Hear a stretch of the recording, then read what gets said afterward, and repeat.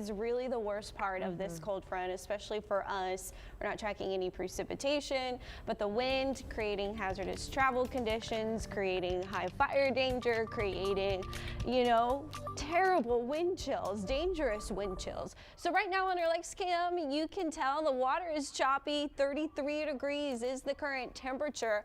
I want to point out too, as we kind of have this colder air moving over warmer sea surface temperatures, we may see some steam fog develop, but right now we're not dealing with any of that, so I don't think we'll see too much of that. But that's just a heads up. You may notice some fog trying to come off our bays, but not going to worry too much about that. 33 degrees is your temperature right now.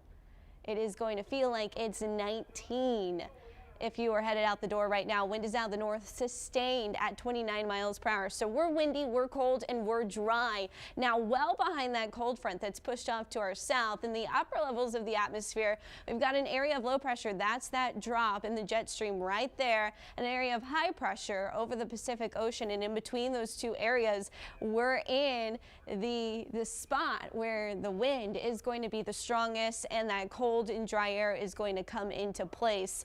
And so that's going to translate into cold temperatures overnight. The winds still sustained 20-30 miles per hour by tomorrow morning. 24 degrees, your low in Corpus Christi, 27 Flower Bluff, 24 Port Aransas.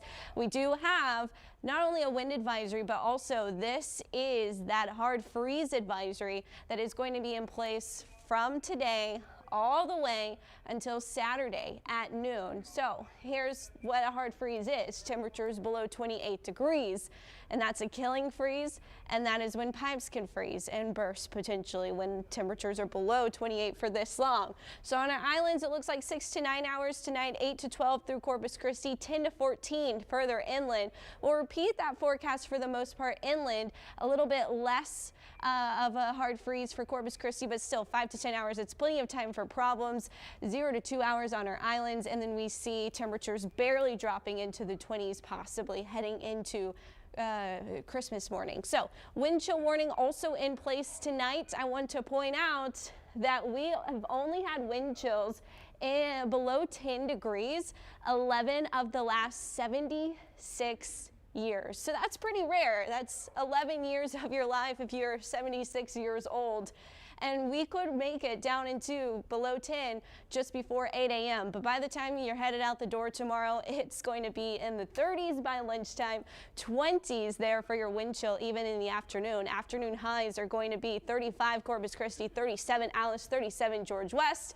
Look at this temperature trend though. We're slowly going up, up, and up.